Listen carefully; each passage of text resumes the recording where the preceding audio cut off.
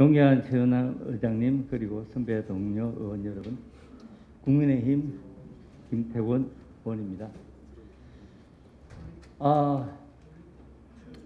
제가 방금 들어오는데 조금 당황했습니다.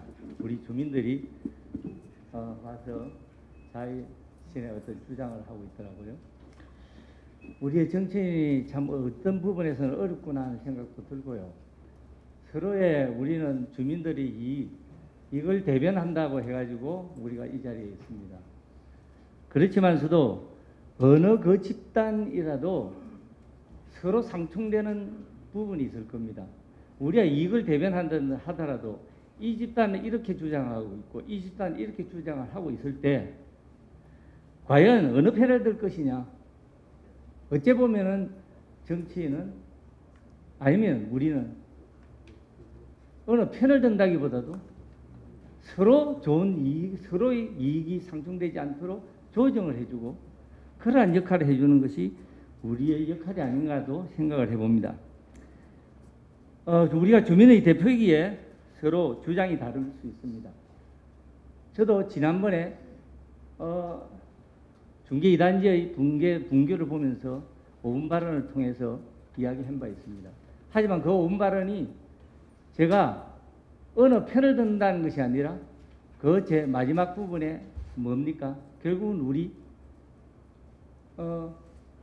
노원구청 관계자들이 조정을 잘해가지고 잘 이루어졌으면 좋겠다는 그러한 결론이었습니다. 오늘 여러분들이 와 있었습니다.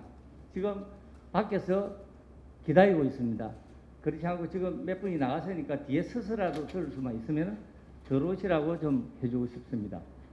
좀 구청장님 그렇게 해줄 수 있습니까? 몇 분, 한 6분밖에 안 되니까 들어와서 좀 뒤에서 서 계시라고. 네, 의원님. 그건 의장님한테 죄송합니다. 구청장님이 허락해서 들어오시는 게 아니고요. 예. 지금 방역수칙 기준을 준수해야 하기 때문에요. 그래서 그 기준에 맞게 지금 들여보내고 있는 중이니까요. 걱정하지 마시고 발언하시면 됩니다. 네. 예. 그렇게 이해하겠습니다. 1촌 나눔 하우징에 대해서 지난번 저는 행정감사 때 한번 지적한 부분에 여기서 다시 언급하고자 합니다. 노원구 소규모 집수리 사업이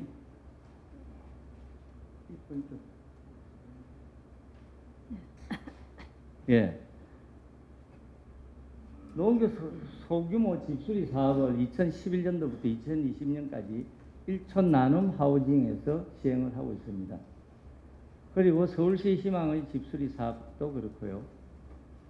한국에너지재단도 마찬가지입니다. 이 세 가지 사업을 거의 1촌 나눔 하우징이 하고 있고 중간에 무슨 나사채하고 또 있긴 합니다. 그건 하나의 구색을 맞추는 것으로만 보입니다. 이러한 부분에 대해서 오늘 구정 질문을 좀 할까 합니다. 부청장님 답변대에 나와주시면 대단히 고맙겠습니다. 부청장님, 1촌 나눔 하우징에 대해서는 잘 알고 계시죠? 네, 알고 있습니다. 어떻게 알고 계십니까? 집수리하는 업체로서. 네. 그런데 이걸 보면은 여러 우리 노원구 우리 구청 안에서의 관계 공사를 참 많이 하고 있습니다. 그런데다가 이 수의계약을 보면 4,496만 원까지도 보입니다. 발주 부서도 다양합니다.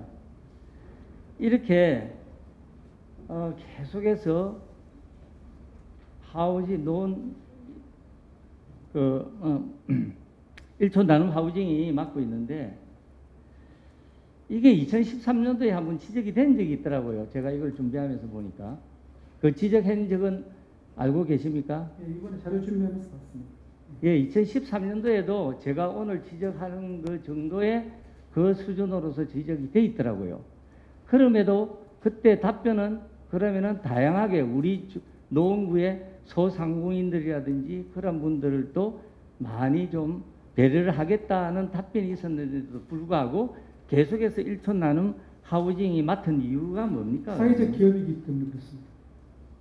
사회적 기업은 그럼 이 하나 단체밖에 없다. 예. 그거는 아니라고 봅니다. 자, 보세요. 지금 이게 성동구 공사까지 하고요. 그 뒤에 보면은 지금 시 참여 예산을 갖다가 3번을 연속을 하고 있고, 그 다음에 구 주민 참여 예산으로 들어왔고, 2020년도에 또다시 구별로서 지금 또 시행을 하고 있습니다.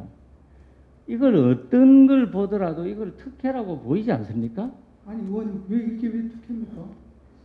특혜는 아니다. 에너지공단이나 서울시 집수리 센터 사업은 저희랑 상관없기 때문에 거기는 서울시에서 선정한 거고요. 네. 에너지공단은 에너지공단에서 선정한 겁니다. 그러니까 그거는 여기하고 같이 묶어서 얘기하시면 안 되고요. 노원구에서 집수리 센터로 1촌 나눔 하우징을 선정했던 게 2011년인가 그렇습니다. 그때 그때 위탁을 해가지고 할 때 2개 업체가 들어왔습니다. 1촌 나눔 하우징하고 그 MRN 테크라고요. 2개가 그렇죠. 들어와서 2개 업체. 예, 그 중에 1촌 하우징이 됐고 점수가 차이가 많았습니다. 그때 뭐 1촌은 90점이 넘었고 MRN은 30점밖에 안 돼가지고. 지금 구청장님의 말씀을 들어보면은 사회적 기업이 그것밖에 없기 때문에 그럴 수밖에 없었다. 아니, 그러니까 이 집수리를 할 수 있는 능력을 가진 기업 중에 사회적 기업도 2개가 들어왔는데 심사를 통해서 1촌 하우징이 됐고 그 다음에 2년 후에 다시 재계약을 한 3번 정도 더 한 거죠. 3년 연속으로. 아니 그러면은 이게 저 하나 묻고 싶습니다. 그 질문에 그 답변에 대해서. 이게 얼마나 큰 어떤 뭐 전문적인 무슨 일을 요하는 겁니까? 집수리라는 것이. 아니 인테리어 하는 거니까 집 뭐 그 인테리어는 거기하고- 누구든지 할 수 있는 거 아닙니까? 그거는 제가 잘 모르겠습니다만. 그거는 건 일반 상식으로 이걸 할 수 있는 노원구에는 소재한 기업들을 아니 응모했는데 노원구에 집수리 할 수 있는 그 정도의 업체는 과연 이거 하나밖에 없을까요? 사회적 기업은 이거 하나밖에 없습니다. 그러니까 제가 아까 일반 기업은 이야기했죠. 많습니다. 사회적 기업이기 때문에 그렇다는 그렇습니다. 것이 맞는 거 아니에요? 예. 이것이 일반 기업이 이것이- 일반 기업은 많이 있을 텐데. 그러니까요. 사회적 기업에서 이것이 들어오기 위해서는 전문적이라든지 아주 전문적이라든지 아니면은 특수 무슨 기술을 가지고 있다든지 그래야 하게 되면 또 이해가 됩니다. 그것이 아니라 사회적 기업이 하나밖에 없기 때문에 안 된다. 그 사회적 기업에 그럼 기준이 있어야 될 거 아닙니까? 이게 사회적 기업입니다. 그러니까 그 기준이 고용노동부로부터 인정받은 예. 그리고 사회적 기업은 이익 창출이 목적이 아니라 주민들을 일자리를 제공하고 그리고 이익의 3분의 1을 사회에 환원합니다. 그게 사회적 기업입니다. 이익을 창출 안 했을까요? 그 아니, 당시 이익을 2013년도에 일반 기업들은 2010 이익 창출만 하지만 이 사회적 기업은 사회에 환원합니다. 그게 차이가 있습니다. 예. 2013년도에 이미 40억의 매출을 올렸습니다. 그 이후에 매출은 제가 계산은 안 했지만 상당히 그 많다고 매출까지는 들었습니다. 모르겠고요. 우리 노원구하고 계약한 것만 얘기하시죠. 예. 그쪽이 농구하고 그 계약한 전세 겁니다. 40억 농구하고 계약한 걸 말하는 40억 겁니다. 한게 아니에요. 자, 제가 10년간 한 건 27억밖에 안 돼요. 예, 제가 그럼 제 질문에만 지금부터는 좀 답변해 주시기 바랍니다. 그러면 그 이후에 사회적 기업이 적기 때문에 한다 했는데 그 뒤에 평가를 보면요. 재계약이 있습니다. 그렇죠? 예. 한 업체가 계속 할 수는 없는 거 아닙니까? 아니 있습니다. 민간 그 조례에다 지정이 돼서 조례에 의해서 저희가 재계약을 한 겁니다. 민간 혜택 그러니까요. 그 재계약 행정사무의 민간 혜택에 관한 조례 맞습니다. 네. 기준을 보면은 재계약의 기준을 보면요. 이렇게 나와 있습니다. 재계약 위탁체 심사 규정은 타업체 접근을 아주 막고 있습니다. 아주 까다로워요. 까다롭지만서도 저것은 이미 시행을 몇 번을 3년을 했고 했으니까 가산점을 주겠죠. 어떻게 해서라도 다른 분들이 아까 제가 이야기했듯이 특수업체도 아닌데 특수 기술을 가지고 있는 부분도 아닌데 일반적인 어떤 집수리 정도인데 사회적 기업에 접근을 못하고 있어요. 사회적 기업이기 때문에 저희가 재계약을 한 겁니다. 그러니까 그러면은 사회적 기업에 왜 이게 제가 일어났는데 전문직도 아니고 수의계약을 계속 이루어지고 10년 독점입니다. 그러면은 아니, 사회적 기업으로서 이 집수리를 하는 곳이 여기밖에 없다니까요. 노원 동네.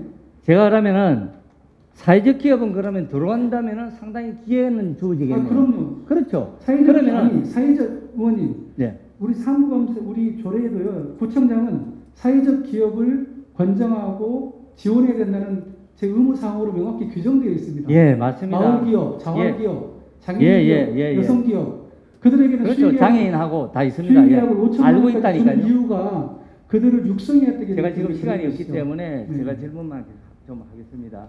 지금 아까 사회적 기업이기 때문에 한다 했다. 그럼 사회적 기업이 되기 위한 노력을 많이 했겠죠, 주위에서. 여기 2011년에 이미 사회적 기업이 됐습니다. 여기는. 그건 됐고 나머지 다른 업체들도 그거는 제가 알 수 없죠. 네네. 그런데 제가 이 정언이 있습니다.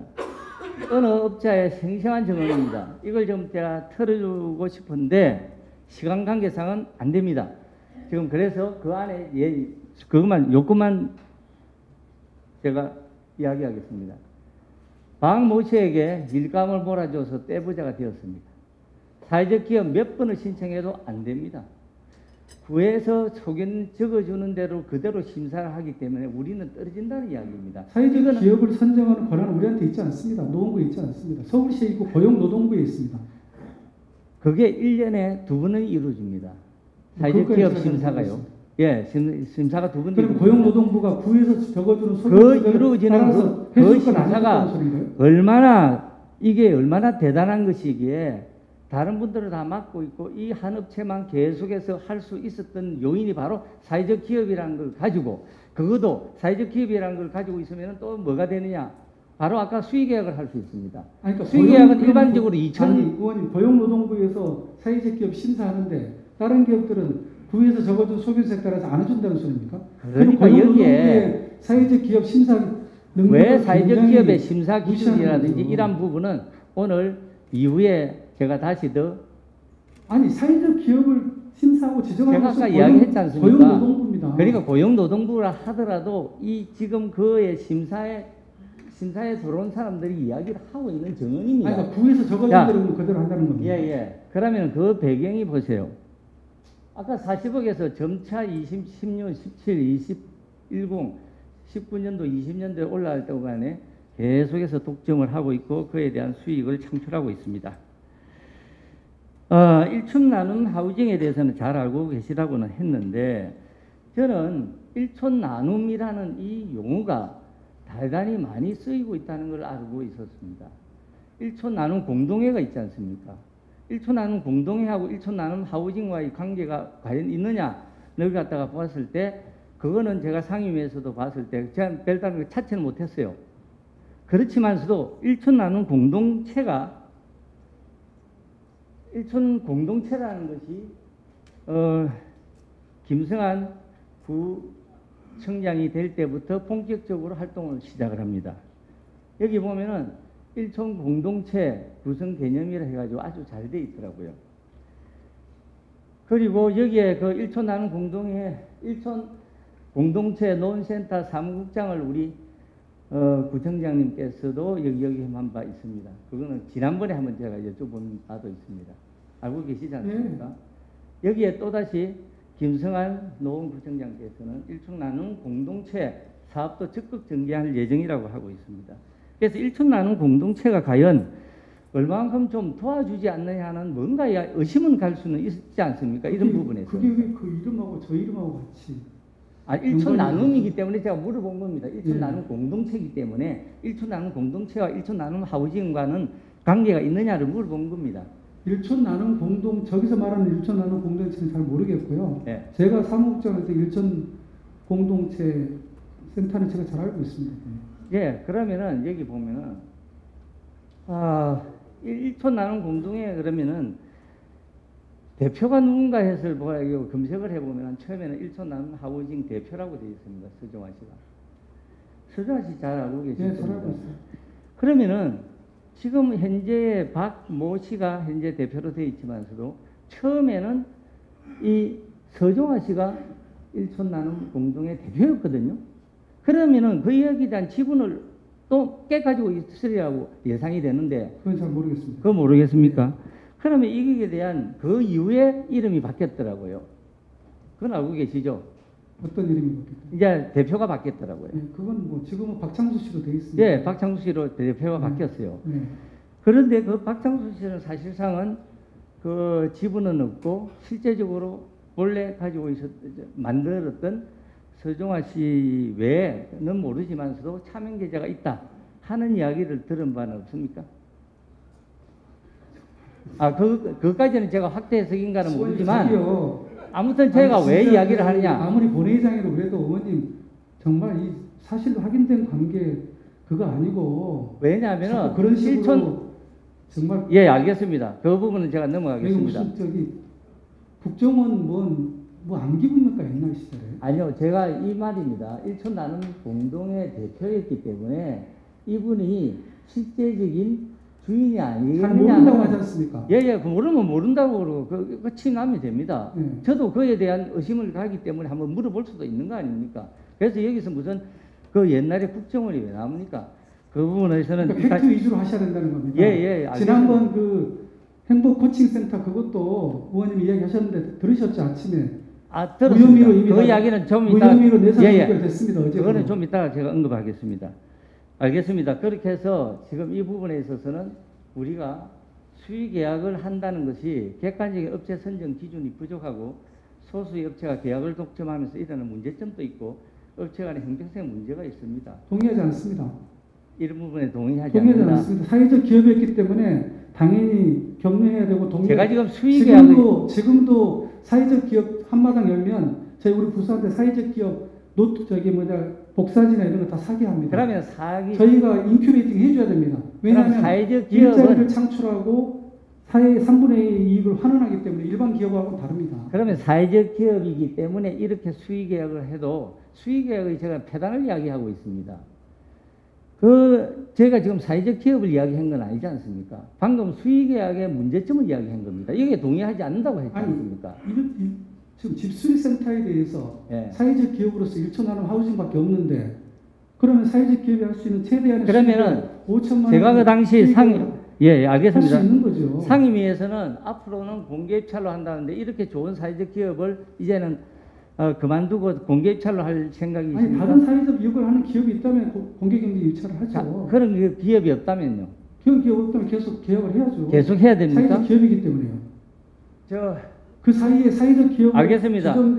알겠습니다. 지정된 사회적 기업이 놓고 관례 없습니다. 아직. 국장님, 제 답변 잠시 해주시기 바랍니다. 아니요, 이번에 앞으로 올해부터는 내년부터는 공개 입찰로 할 생각이라고 분명히 하시지 않습니까? 글쎄, 아까 청장님 말씀하고 동일한 내용이죠. 공개 입찰했을 때 사회적 경제라는 것을 저는 제한 조건을 둘 겁니다. 그래서 우리 관내에 사회적 경제 기업이 1개 이상이면 들어올 것이고 1개밖에 없으면 그 1개만 들어올 것이기 때문에 똑같은 얘기를 생각합니다. 그때 뭐라고 말씀하셨냐면은 앞으로는 공개 입찰로 해가지고 변경할 예정입니다라고 했습니다. 그때 상임위에서 분명히 그 말을 했다니까요. 의원님. 잠깐만요. 구청장입니다. 구청장님 잠깐만요. 예, 제가 최종 결정권자입니다. 저희한테 물어봐서. 김태건 의원님. 예. 잠깐만요. 잠시 시간 멈춰 주시고요. 잠시 안내 드리겠습니다. 김태건 의원님께서 구정질문 답변자로 구청장님을 지명하셔서 나오셨기 때문에요. 변경할 때에는 양해를 구하고 앞에 나오셔서 할 수 있도록 그 절차를 좀 지켜주시고요. 그렇습니까? 예, 알겠습니다. 그렇게 하시고 자리에서 하시면 안 되고 나오셔서 하셔야 됩니다. 예, 알겠습니다. 지켜주시기 바랍니다. 예. 그리고 한 가지 더. 그 반복되는 질문은 좀 압축해서 시간이 바쁘니까요. 예, 알겠습니다. 예, 제가 그거는 모르는 절차이기 때문에 이해해 주시기 바랍니다. 아니 의원님 제가 최종 결정권자입니다. 국장 상임위에서 답변한 거 중요하지 않습니다. 예, 저는 상임위에서 답변한 아닙니다. 것이 제가 지금 최종 결정권자라서 말씀드리는 겁니다. 예, 알겠습니다. 제가 알겠다고 했지 않습니까? 예, 됐습니다. 그리고 아까 그 행복한 가정 코칭센터도 이와 맥락이 비슷합니다. 왜 맥락이 비슷하냐고 제가 이야기를 하느냐 하면은 이 교육복지재단 사업뿐만 아니라 여기에 7년간의 연속으로 계속 2013년부터 계속 하고 있었던 사업입니다. 이건 이미 우리가 지난번에 이야기했던 부분이라서 빨리 지나갑니다. 2019년도의 사업이고 2019년도의 사업은 거의 뭐랄까 11개의 사업, 신규 사업은 거의 독점하다시피 합니다. 그래서 제가 이거 뭔가가 의혹 있다. 왜 농구 여기 행복한 가정상담 코칭센터에 이 모든 것들이 다 독점을 하고 있느냐에 대한 문제가 거기서 시작이 됐다는 건 알고 계실 겁니다. 그렇지 않습니까? 그러면은 이게 지금 일촌 나눔 하우징이랑 왜 제가 비슷하다고 하느냐? 여기에도 일촌 공동체가 나옵니다. 여기 일촌 공동체에 우리가 대표가 아마 전에 제가 한번 질문한 적이 있었고요. 다 지금 이 여기에서 처음에는 이 행복한 코칭, 행복한 이 센터가 맡을 때는 어떤 조직이 없었어요. 그런데 어떻게 되느냐면은 일촌 공동체 노원센터가 용역 계약을 합니다. 용역을 누구하고 계약을 하느냐? 행복한 상담 코칭센터하고 계약을 해요. 거기서부터 시작이 됩니다. 그렇게 해서 하나의 뭐랄까 도움을 준다고 할까? 그렇게 돼가지고 그때부터 줄곧 이제는 거의 7년 8년간을 하게 됩니다. 누구의 도움을 받았냐 하면은 일촌 공동체의 도움을 받더라는 이야기입니다. 이 부분에 대해서 특혜 의혹이 있다고 제가 주장을 했습니다. 이것도 특혜 의혹이 있다는 이야기는 할 수 있지 않습니까? 특혜 아닙니다. 특혜 아니다는 예, 이야기죠. 그리고 의원님 다시 한번 말씀드리지만 예. 의원님이 제기하신 이 모든 것들 한 6개월에 걸쳐서 서울경찰청 광역수사대에서 조사 다 했고요. 다시 예. 한번 말씀드리면 저는 어제부로 서울 의원님이 예예. 제기하신 이 모든 내용 전부 다 우리 구청 직원들 4명, 예. 5명 가서 저는 서너 시간씩 조사받고 저는 왔습니다. 이 자리에서 그래서 어떤 어제로 무혐의로 내사 종결됐습니다. 예, 그거는 이미 제가 들었습니다. 그거는 이제 계속 반복하실 필요는 없고요. 제가 서울경찰청에 가서 이걸 고발을 하고 고소를 하고 마음은 전혀 없습니다. 처음에 제가 이걸 고소도 하지도 않았고 저는 이 우리가 독점하고 있는 이런 부분을 좀 바로잡고자 하는 그런 차원에서 이야기한 거지 내가 고소하겠습니다. 이 고소가 목적이 아니지 않습니까? 의원님 여기서 이야기를 하셨기 때문에 누가 그렇죠. 했겠죠. 근데 그렇죠. 그 여기서 제기하셨던 걸 경찰청에서 샅샅이 조사를 했고요. 그러니까요. 무혐의로 결론이 났다는 걸 말씀드리는데 예. 그거는 그걸 예. 또 제로를 하시니까 그 부분에 너무 대해서는 소모적인 이야기를 하시는 거 아닌가 싶어요. 알겠습니다. 그러면 그 부분에 대해서는 저는 지금도 의문점이 있습니다. 아까 그 비슷하다 했는데 왜 계속 독점이 되고 있는 부분을 갖다가 어떤 주민은 그 상담 심의를 하고 있는 분에 대해서는 몇 번 신청해도 번번이 떨어졌다는 것은 아까 나눔 하우징에서 사회적 기업이 되기 위해서 몇 번 떨어진 거하고는 유사점이 있습니다. 그걸 참고를 하시고요. 아까 제가 그거에 대해서 전혀 문제가 없다고 했는데 저는 계속해서 지금 이러한 부분에서는 도덕적으로나 우리가 금액이 얼만큼 작았기 때문에 그 부분에 대해서 경찰청에서 어떻게 했는가는 모르지만서도 이러한 부분은 개선돼야 된다는 것은 저희 주장은 아니 뭐 잘못한 게 없어서 내사 잘못한 게 없다고요? 네, 그러니까 내사 종결된 건데 자꾸 이야기를 하시면 예, 저희 어떻게 하라는 겁니까? 좋습니다. 제가 빨리빨리 이야기하겠습니다. 회비 명목으로 줬습니다. 240만 원 지출된 거는 무혐의 조치됐습니다. 예, 무혐의죠. 예. 회비 경우는 분명히 사업 당사자가 회비는 지출할 수 없다는 보조금법 위반으로 되어 있습니다. 그런데 이거 위반 무혐의입니다. 예, 이거 무혐의입니다. 오케이.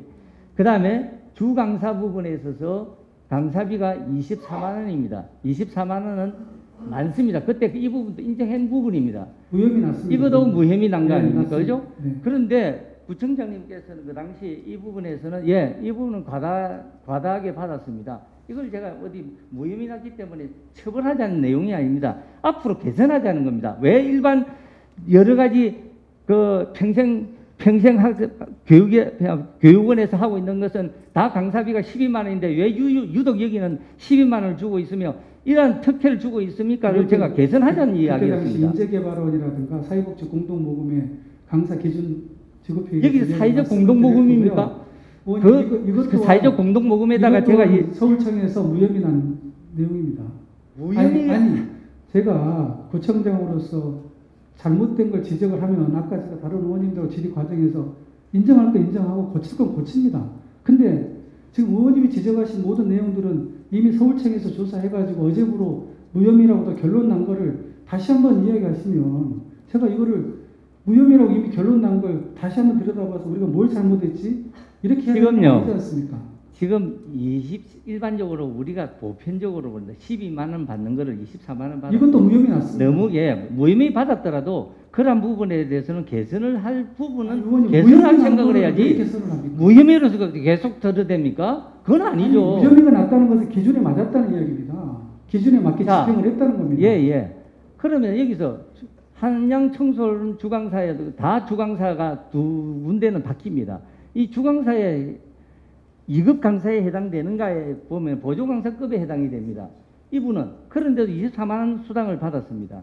이러한 부분이라든지 또 어떤 보조강사비로서 이분은 또 그곳에 참여를 했다면 당연히 주강사로 가지. 미쳤다고 보조강사로 있으면서 이걸 받겠습니까? 무혐의 난 그에 대한 사람입니다. 이거 역시 무혐의한 겁니다. 그래. 무혐의하지 않아서 한 번 더 지적을 하는 겁니다. 사업 수행비에 있어서 모 소장께서 보조강사 우뭐에게 임금비를 이체시키고 있습니다. 이러한 부분도 잘못되어 있는 부분인데 이러한 부분에 또 계좌이체 지방재정법의 위반인데도 불구하고 또 무혐의로 났다고 합니다. 제가 이 무혐의 난 거를 갖다 여러분들에게 알려드리는 겁니다. 예. 무혐의 난 거를 알려주시려고 얘기하십니다. 계속해서 무혐의 났다고 하니까 나는 무혐의가 나는 이 부분이 무혐의라기보다도 예? 내사 종료됐다는 거는 내사 종료가 됐지만서도 여기에 대한 24만 원을 과다 지출이 됐고 해비 명목으로서 지출된 것은 잘못됐다는 것은 표에 나와 있는데 이것이 무혐의 됐다. 그거로 지금 끝나고 있습니다. 그래서 저는 이것이 왜 무혐의입니까? 의원님, 난 지금 무혐의 된 걸 가지고 따지지 않지 않습니까? 조용히 하세요. 이제는 더 이상. 네, 구정 질문 중이니까 자, 네, 이제 해당되시는 의원만 예. 계속하겠습니다. 네. 시간 좀 빼주세요. 세 번째입니다. 그 태능 부분에 한번 올려보십시오.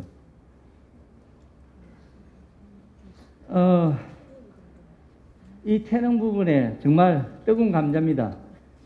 우리 부청장께서도 상당히 곤욕스러운 부분으로 알고 있습니다. 저는 정말 이 태능을 지키기 위해서 저 나름대로 노력을 하고 있고 우리 여러 시민단체들과도 같이 연대를 하고 있습니다. 이 자리에 아파트가 들어선다는 것을 상상할 수가 없습니다. 정말 마음이 아픕니다. 폐광능이 있고 유네스코가 지정된 곳입니다. 그래서 여기에 자동차가 그 데이터를 보니까 6,600대의 이산탄소를 정화시킬 수 있는 장소가 되고 3만 명이 숨쉴 수 있는 신선한 바로 노원의 흡파입니다. 이 자리에 어떻게 우리는 거꾸로 가는 정책을 펴고 있습니까? 이 자리에 이렇게 아파트가 들어선다고 합니다. 우리가 힐링을 우리가 외치면서 태릉 그린벨트야말로 서울 최고의 힐링 공간일 겁니다. 자, 어제부터 급격하게 지금 바뀌고 있습니다. 가천 부지에 아파트 안 짓는다고 나왔습니다. 그거 알고 계시죠? 아파트 안 짓고 대체 부지로 지금 합니다. 여기에 뭐라고 써 있느냐? 시장과 주민들이 합심해서 이뤄낸 성과라고 하고 있습니다. 과연 태능은 뭡니까? 지금 시민이 정부 이긴 좋은 선례를 갖다가 지금 보도에 의하면 이렇게 되고 있고요. 정부 과천 성사 대체부지를 공급하겠다는 거고 태릉 골프장은 지자체에서 공급 규모 축소 건의가 올라와 있다고 합니다. 원래 많은 세대. 지금 그러면은 이제 노원구는 후보지에 대한 의견을 묻는 공문을 보냈습니다. 서울시도 권한이 없고 구에도 권한이 없습니다. 국토부가 가지고 있습니다. 맞습니다. 그렇지만서도 주민 의견의 거치는 절차가 필요하기 때문에 서울시에도 보냈고 노원구에도 보냈습니다. 서울시는 오승록 구청장은 재검토를 내쳤습니다. 구에서는 공급 축소를 조건부 찬성을 했다고 알고 있습니다. 그 조건부가 이런 내용입니다. 자연친화적 저밀도 개발을 하겠다. 임대아파트 비율 35% 이내는 뭐 정해진 거고 부지의 50%를 시민공원으로 조성하겠다. 여기에 보면은 약 6,900세대가 지금 아니고 5,000세대 정도를 예상하고 있었던 것 같습니다. 맞지 않습니까? 그죠? 그래서 지금 현재 그러면은 태릉 골프장 공급도 엎어졌다. 1만 세대가 태릉은 6,900가구로 축소될 듯 합니다. 이 기사는 나왔지만서도 구청장님께서는 이 부분 알고 계시죠? 네, 알고 있습니다.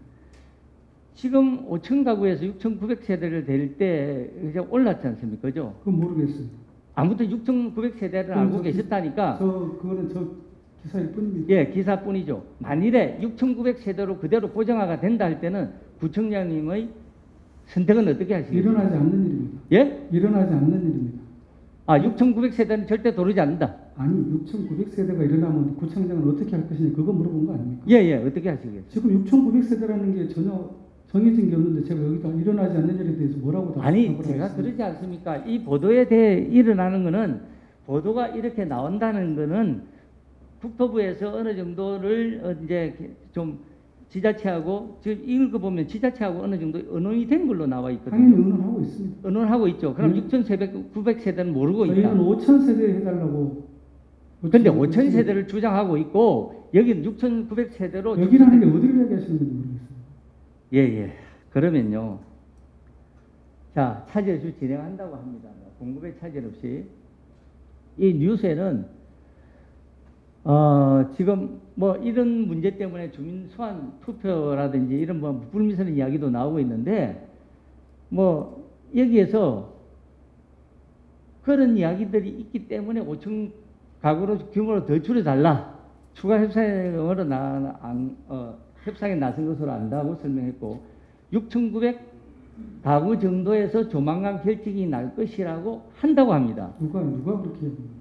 그러니까 지금 모르고 계시다는 거 네, 아니에요? 그죠? 모르겠습니다. 네. 그런데 제가 지금 묻고자 하는 거는 그렇다면은 만일 6,900세대로 끝까지 주장을 한다면은 5,000세대의 주장과는 일단은 생각은 다른 부분이죠. 아니, 일어나지 않는 일에 대해서 자꾸 물어보시니까 제가 뭐라고 답을 아니 6,900세대로 한다고 할 때는 구청장님의 생각을 묻고 싶습니다. 여기에 대해서 그럼 우리 주민들하고 5,000세대 이해는 생각해 본 적이 없습니다. 생각해 본 적이 없다. 반대할 겁니다. 그때 그러면 그 당시 이런 제가 이야기는 분명히 들었습니다.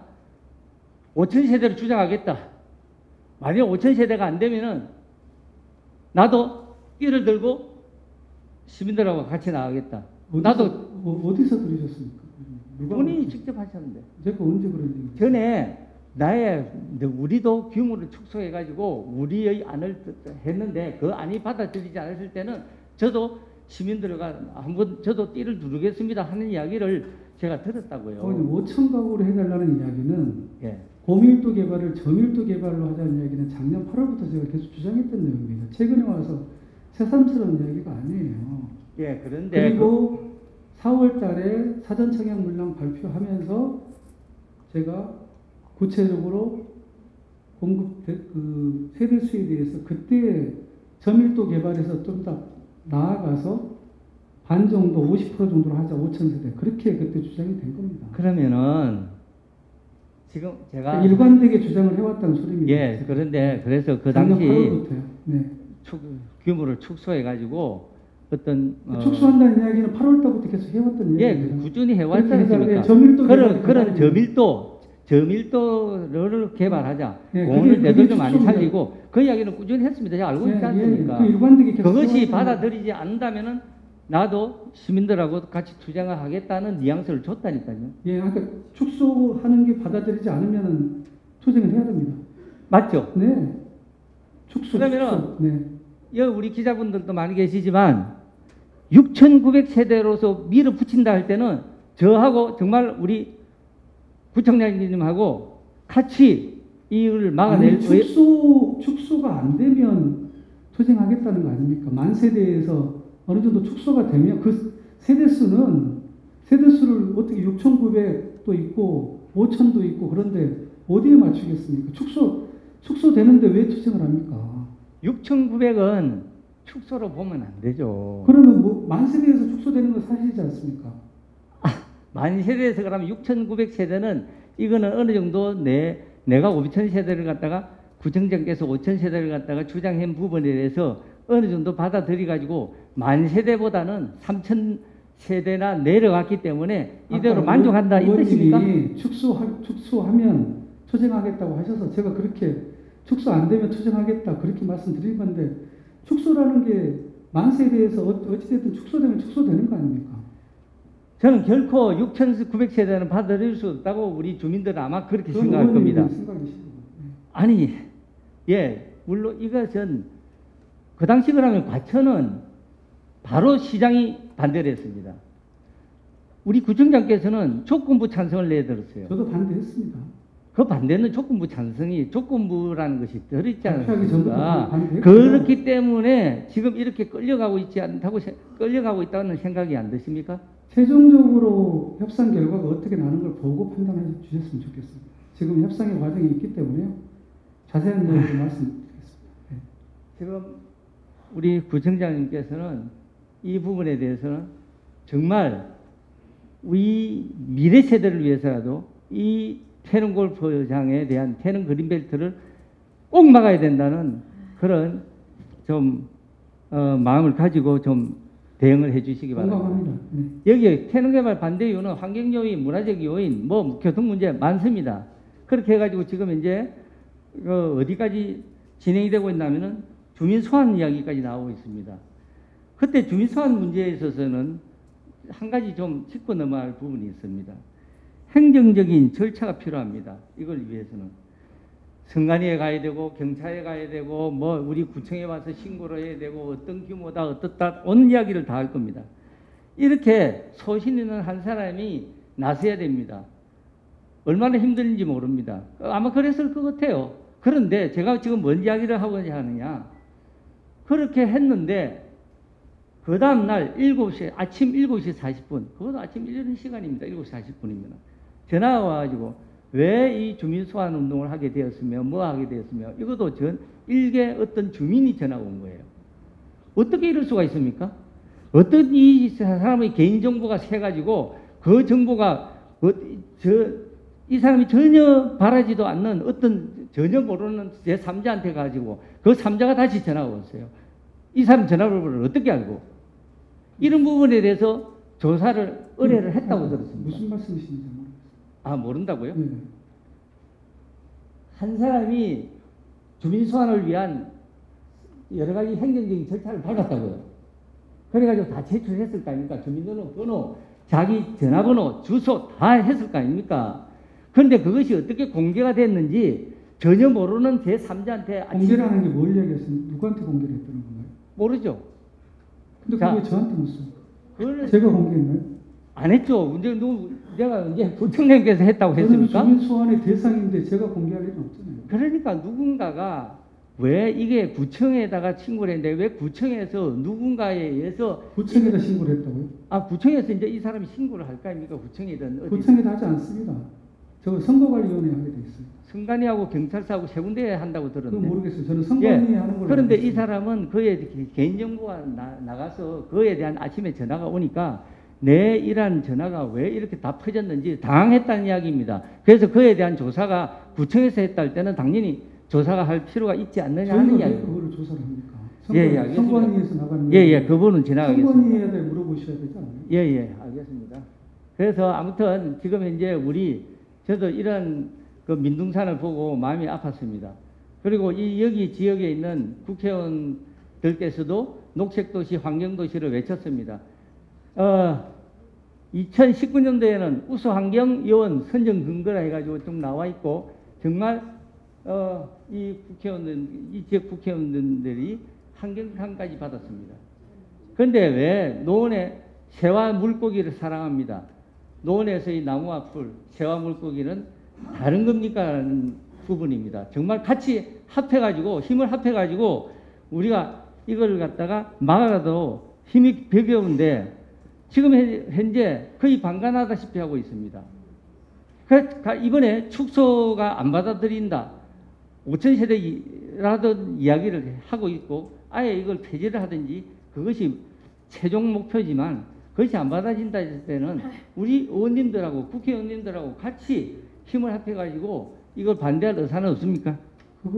그것이 받아들이지 않는다는 게 뭘 얘기하시는 건지. 아까 이야기했지 않습니까? 우리가 지금 현재 지금 그러니까 부총장님께서는 5천 세대라고 이야기했고 그러니까 5천 아예 세대가 완전히 없애는 것이 최종 5천 세대 하는 거에 대해서 동의하시는 겁니까? 5천 세대 저는 반대입니다. 그러면 뭘 5천 세대가 완전히 그럼 국회의원은- 자연 그대로 보존하자는 것이 제 그럼 주장입니다. 국회의원들한테 뭐라고 얘기하라는 거예요? 그러니까 완전히 이 자연을 그대로 보존하자. 이 우리 미래 세대를 위해서 그대로 보존하자는 이야기입니다. 네, 알겠습니다. 그 의원님, 이야기를 네. 좀 해가지고 이 의원님 뜻을 부분에서 전달하겠습니다. 그거를 갖다가 목적을 해서라도 해야 5천 세대가 될 것만 한데 지금 6,900세대를 받아들인다는 것은 있을 수가 없는 이야기입니다. 그러니까 그 뜻을 제가 지역의 국회의원 세 분께 전달하겠습니다. 예, 고맙습니다. 그리고 또 의원님도 선출직이시니까 직접 좀 만나서 이야기하시는 것도 좋을 듯 예, 예. 기회만 되면 그렇게 하겠습니다. 예, 다시 다른 거 올려주십시오. 먼저 그 중계 2단지부터 올려주십시오.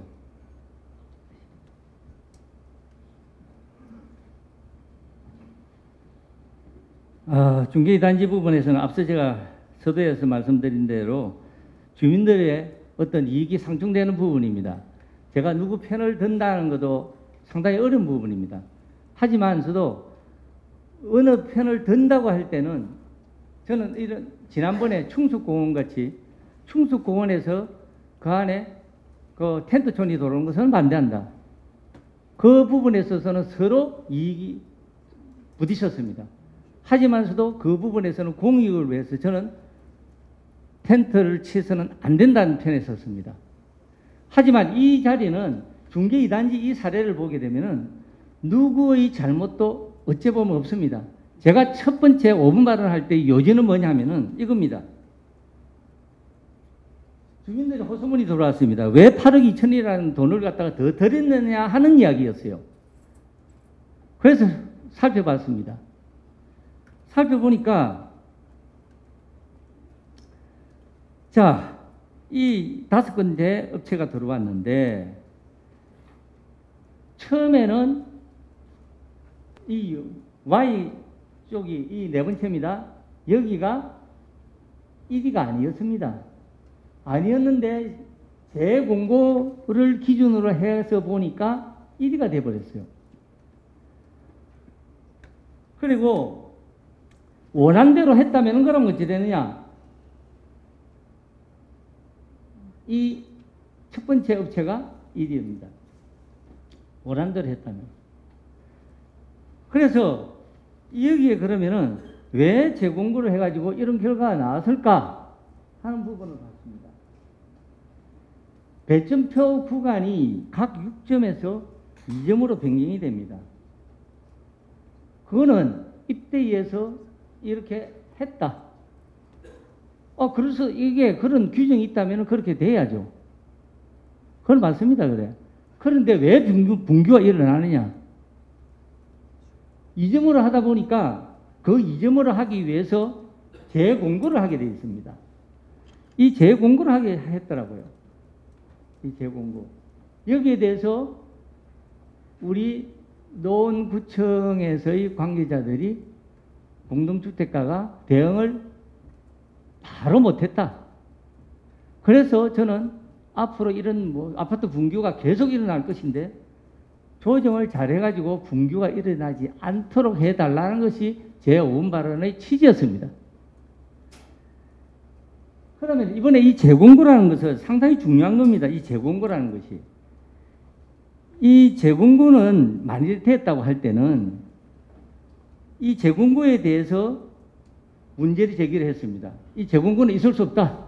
재공고는 본래 원한대로 해야 된다. 그래가지고 했을 때 그 뒤에 답변이 어떻게 나왔냐면은 확인했습니다라고 했어요. 구청에서는. 여기 뒤에 확인했습니다. 이 부분에 대해서. 그러면 이 부분에서 내용을 변경할 수가 없다는 거거든요. 이 주민관리 이 법에 보면은. 그래서 그럼에도 불구하고 확인을 했습니다가 주민들에 대해서는 주민 입장에서 볼 때는 그럼 별 문제가 없다 그런 식으로 하나의 명분을 주고 넘어가게 되는 결과가 되는 거고, 또 여기에 반대하는 사람은 반대하는 사람대로 무슨 소리냐, 위법이 할 때는 이것이 재공고를 할 때는 절대 이거 변경할 수가 없게 돼 있는데 무슨 소리냐, 이렇게 싸움이 일어나는 거예요. 이 재공고에 대해서는 보고는 받았습니까, 구청장님? 네, 받았습니다. 예, 재공고는 할 때는 어떻게 된다는 건 알고 있습니까? 행정 지도를 하는 걸로 알고 있습니다. 행정 지도를 할 수 있다. 네. 이게 행정 지도합니다라 가지고 그 다음에 나옵니다. 물론 이렇게 행정 지도라고 나옵니다. 마물단계 농구청의 어떤 행정 지도 공문을 보게 되면 행정 지도를 합니다라고 되어 있습니다. 그러니까 이 농구청에서 입장이 상당히 애매하게 되어 있는 거예요. 어째 보면 한편으로는 그 이 재공고라는 것은 저쪽 상대방에 볼 때는 이 재공고는 할 때는 있을 수 없다. 이 재공고 할 때는 어떻게 되는 줄 아세요? 이 부분에 보면 국토부의 입장이 나와 있는데, 국토부의 입장에서는 뭐라고 되어 있냐면 구청장이 이 부분에 제재를 가할 수 있고 벌금도 줄 수 있고 뭐도 있고 다 어떤 권한이 주어지더라고요. 그래서 이 부분에 대한 이제 문제가 나온 거예요. 이 부분에 나왔는데 지금 이제 아까 그 과장님 이야기는 뭐냐? 재공고라는 것은 실수다. 이렇게 나왔거든요.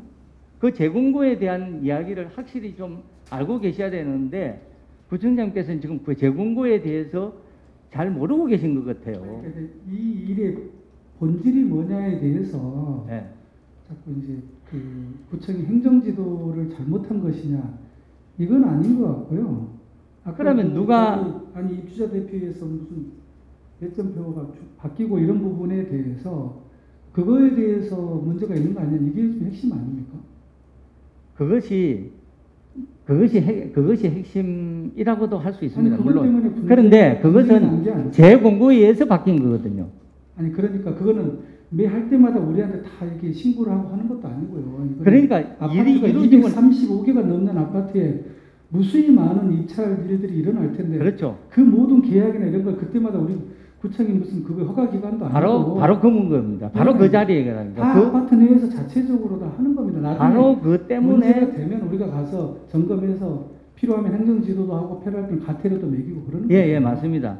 그래서 그 문제 때문에 바로 그 문제입니다. 다 지도를 할 수 없습니다. 계약을 하고 있는데 우리한테 계약을 어떻게 한다는 거 신고하고 하시오, 그렇게 말하지 못하지 않습니까? 그랬다가 난리 납니다. 무슨 예, 구청이 그러니까 아파트 일에 개입하냐, 뭐 그거는 주민의 자유를 해치냐 그럴 거 아닙니까? 입주자 대표회의가 주민들이 대표이기 때문에 그렇게 막히 둘 수밖에 없습니다. 그럼요. 그런데 이렇게 이제 분규가 나니까 그 분규가 날 때 이게 아까 그렇지 재공고가 됐다. 그 재공고라는 것이 상당히 중요한데 이 재공고가 실수로 써난 거라고 하더라고요. 아주 어처없는 대답을 들었어요. 그 부분 한번 그 말씀해 해석의 주시죠. 문제는 우리가 뭐 좀 더 따져보긴 해야 되는데, 이 일의 근본 그 핵심 문제는 이게 아니지 않습니까? 그 배점표를 중간에 바꿔가지고 그 이 업체를 해야 되는데 다른 업체를 해가지고 훨씬 돈을 많이 줬다, 지금 이거 아닌가요? 그러니까 그렇게 배점표를 바꾸는 그런 거는 내용까지 우리가 어째 보면은 바꿀 수가 간섭하고 개입할 지금- 수 있는 여지가 없다는 겁니다. 지금 말하는 재공고가 실수였다고 할 때는 그렇게 바꿀 수가 있다고 보여집니다. 그때 나중에 이야기 아닙니까? 민원이 제기되니까 그때 다시 바꿔서 할 때마다 우리한테 아까 말씀드렸듯이 모든 아파트가 어마어마한 사업들을 하는데 그때 우리가 허가기관도 아니지 않습니까? 민원이 들으면 나중에 우리가 가서 뭘 잘못했는지 점검하는 거지, 최대한 아파트 자율에 맡기는 것이고요. 지금 이제 윤관정교회 뒤에 서가 있는 이유가 뭡니까? 아까 그 재공고는 실수였다는 것은 맞죠? 그거는 대답을 답변을 그냥 하시겠습니다. 바꿔도 됩니까? 예. 공동주택지원과장 윤상열 답변드리겠습니다. 의원님께서 지적하신 재공고라는 것은 그 공고의 명칭에 뭐뭐뭐 공사 맨 끝에 이제 재공고라는 명칭을 쓴 거는 확실합니다. 맞습니다. 그러나 재공고를 할 때는 그게 실제 내용이 재공고라면 우리 K 아파트 상에서 시스템 상에 앞에 재공고라는 표시를 해놓고 그 다음에 그 공고의 명칭을 달게 되어 있습니다. 근데 의원님께서 지적하신 내용은 실제 내용은 재공고가 아닌데 그 공고의 명칭을 선택하는 과정에서 끝부분에 재공고라는 명칭을 썼다. 이것이 실수다. 이런 내용입니다. 예, 그 답변 됐습니다. 방금 그것이 마지막에 됐던 앞에 썼던 간에 재공고란 말이 있었기 때문에 그 재공고에 대한 것이 공문상에 있었지 않습니까?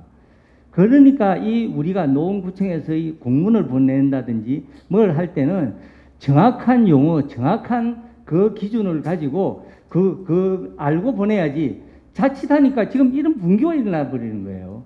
네, 왜 재공고는 저쪽에서는 재공고가 됐으니까 2점, 6점 절대 못 바꾼다는 이야기고 이쪽에서는 또 뭐냐 그러면 아니 무슨 소리냐 재공고라는 것은 그 뒤에 실수로서 써난 말이고 그거는 본래의 처음에 완전히 바꾸라는 재공고가 아니다 이 말이지 않습니까? 그렇기 때문에 우리의 용어 하나 우리의 공문 하나 보낼 때도 이렇게 신중을 기해서 보내야만이 서로 이렇게 분교가 일어나지 않는다는 겁니다. 네, 제가 오늘 여기 왜 욕들을 묻습니까? 저는 서로 잘해보자는 취지였어요. 그래가지고 여기 와서 이런 입장에 서서 노원구청에서의 공문 하나 보낼 때도 이런 재공고 하나를 가지고 이런 난리를 피지 않습니까? 그렇기 때문에 제가 이 부분을 언급한 겁니다. 그래서 노원구 계속된 아파트 분교 원인과 대처에 있어서 공동주택 지원과의 조정 역할이 무엇보다도 앞으로는 재건축, 재개발, 온통 지금 우리 노원구가 지금 안고 있는 이 부분입니다. 이 부분에서 우리가 공동주택과에서 역할이 상당히 중요하리라고 봅니다. 이 부분에 강화를 시켜야 되고요. 아파트 입주자 대표와의 소통이 계속 이루어져야 되고, 그걸 이런 공문을 보냈을 때 이게 비공개를 보내야 될지 공개를 보내야 될지 공개를 보냈을 때와 비공개를 보냈을 때의 구분이 우리가 하나를 잘못 보냄으로써 그쪽에서는 엄청난 싸움이 일어나는 거예요. 그래서 공동주택 관리 감사 제도를 적극 도입해가지고 입찰 분쟁 개입에도 우리가 노원구가 적극 조정을 할 수 있는 이런 것이 이루어져야 된다는 주장에서 제가 이야기를 한 겁니다. 오늘 오신 분들 오해가 풀렸으면 합니다. 네, 마지막입니다. 약 8분 남았으니까.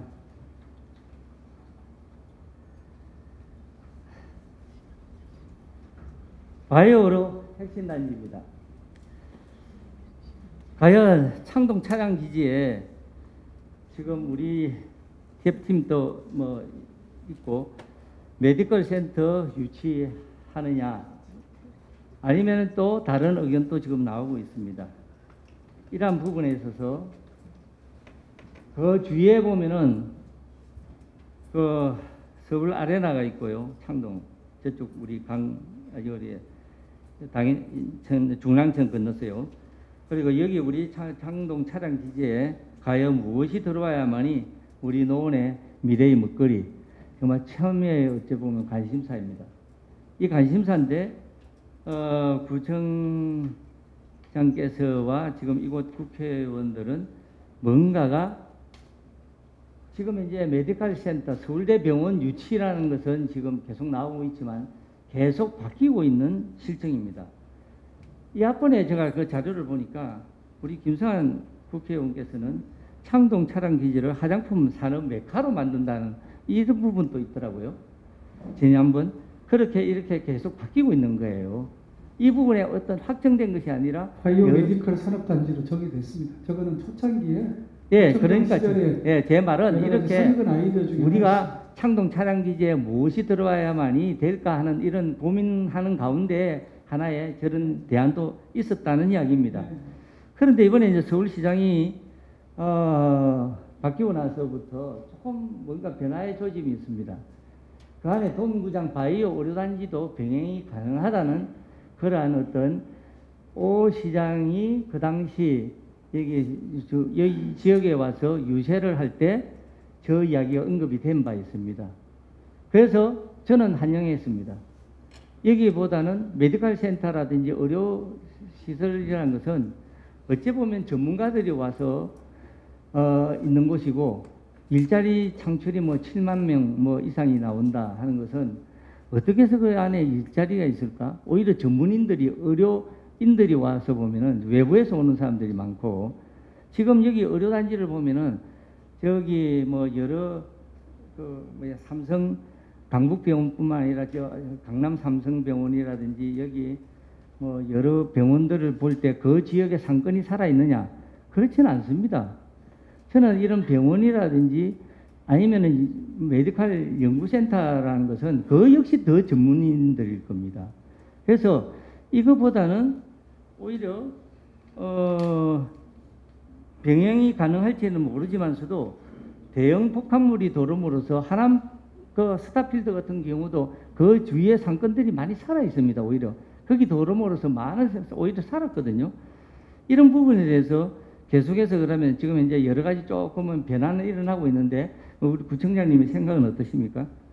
저는 창동 차량기지는 일자리 산업단지로 만들어야 되는 게 우리 노원구민 대부분의 생각이라고 생각을 합니다. 네, 그건 다 워낙에 똑같죠. 베드타운이었고 직주 근접의 시대입니다. 그래서 가까운 곳에 일자리가 있었으면 좋겠다는 게 국민들의 소망이었기 때문에 근데 이제 전문가들하고 이야기 토론을 해보면 일자리 창출 효과가 가장 높은 산업이 어떤 거 세 가지 산업을 꼽더라고요. 반도체하고 자동차, 바이오를 꼽는데 바이오가 일자리 창출 효과가 가장 높다고 합니다. 그래서 반도체가 1000명을 채용하면 바이오는 5000명을 채용한다는 게 관련 전문가들의 연구 결과여서요. 그래서 바이오가 훨씬 실제 바이오에 누가 들어왔길래 우리 노원 구민들의 예를 들면 서울대병원 종로에 있는 서울대병원의 일자리는 12,000개라고 합니다. 병원 주변에 있는 일자리만 해도 서울대병원 때문에 12,000명이 먹고 사는 거죠. 그래서 서울대병원이 이쪽을 유치했을 때 그 병원을 중심으로 그만한 일자리가 생기는 것이고요. 그 병원 중심으로 바이오 연구소라든가 기업들이 들어온다고 보기 때문에 원래는 75,000평의 땅에 그 다음에 거기에 호텔이라든가 컨벤션 센터 이런 것까지 다 갖추게 되면 그 정도 일자리가 만들어진다는 게 예, 알겠습니다. 많은 제가 지금 전문가들이 시간이 거의 얘기입니다. 없기 때문에 다만 그 정도 이것만 좀 생각해 주십시오. 일자리를 만들어야 되는데 동구장에 대해서 저희가 연구를 해봤습니다. 거척동 동구장도 직접 가서 저희가 운영하는 거 봤는데요. 거척 동구장의 일자리 창출 효과는 60명입니다. 가봤더니 60명 채용돼 있더라고요. 실제로 그렇습니다. 예, 그리고 알겠습니다. 거척 동구장 주변의 상권이 저는 굉장히 활성화되는데 다 죽어 있습니다. 예, 동구장으로 인해 가지고 동구장에 대해서는 약간 거부감 있는 분들은 많이 있습니다. 하지만 바이오 센터보다는 오히려 그 하남 스타필드형의 그런 쇼핑몰을 선호한 분들도 많이 있었습니다. 그래서 제가 묻고자 하는 거는 이제 시간이 없기 때문에 서울대병원에 지금 지난번에 오세훈 말씀만 좀 드리면요. 그냥 저는 절충했으면 좋겠습니다. 지상은 전부 다 바이오 단지로 하고요. 예. 그다음에 그때 시장님도 동구장 밑에다가 스타필드를 한다 그랬기 때문에 지하는 우리 코엑스의 지하 쇼핑몰처럼 코엑스 그치? 네, 지하에다가 쇼핑몰을 넣어가지고 그렇죠. 서로 절충하면 그런 시장님도 공약도 지키고 예, 그래서 오세훈 일자리도 만드는 서울시장 차량 부지 개발 절충하라고 사업의 생각합니다. 방향을 검토한다고는 했는데 두 분이서 만나가지고 상당히 건설적인 이야기들을 많이 나눠서 봅니다. 특히 네. 창동 차량 기지는 일방적으로 그걸 한다기보다도 우리 주민들의 의견을 좀 많이 좀 수렴했으면 좋겠습니다. 예, 그래서 의원님 제가 조만간에 주민들한테 여론조사도 좀 해보려고 합니다. 예, 여론조사를 어떻게 쓰는 게 좋을지에 대해서 바이오 단지를 하는 게 좋을지 아니면 쇼핑몰과 동구장을 하는 게 좋을지 직접 한번 좀 물어보고 싶습니다. 그렇죠. 그 설문조사에서 다시 좀 참여해가지고 정말 이 제일 노른자의 땅 아닙니까? 네. 이 노른자의 땅을 우리가 미래에 우리 노원의 먹거리로 삼아야 되지 않느냐는 생각입니다. 네. 그 부분에 대해서는 우리 뭐 또 동의를 해주시고 또 그 부분에 대해서 또 뭐 설문조사를까지 하신다 하니까 한번 기대를 해보겠습니다. 그래서 여기 부분에서는 우리가 뭐 이 창동 차량까지 두고 여야가 다 표심 잡기 위해서 그 당시 상당히 했던 내용이고요. 그 이 창동 차량 기지에 대해서 동구장을 약속한 부분입니다. 그래서 사무산 우려도 제기되는 이런 또 보도도 나오고 있고요. 지금은 그래서 뭐 여러 가지 나옵니다. 지금 이제 이준석 대표도 현재 이들의 가져왔다는 게 공수표는 남발한다고 해가지고 네, 상당히 의원님 비판적이었습니다. 마지막 정리해 주십시오. 예, 정리하겠습니다. 네, 네. 그래서 이 창동 차량 기지를 대역 복합으로 만들 것이냐, 바이오 센터냐, 이런 아니면 ICT 문화 융합이냐를 가지고 우리가 고민을 하면서 구청장님의 현명한 그 전반적으로 여론을 좀 형성을 좀 시켜가지고 바람직한 방향으로 정착되기를 원하면서요. 제 구정 질문은 이것으로 마치겠습니다. 경청해 주셔서 감사드립니다.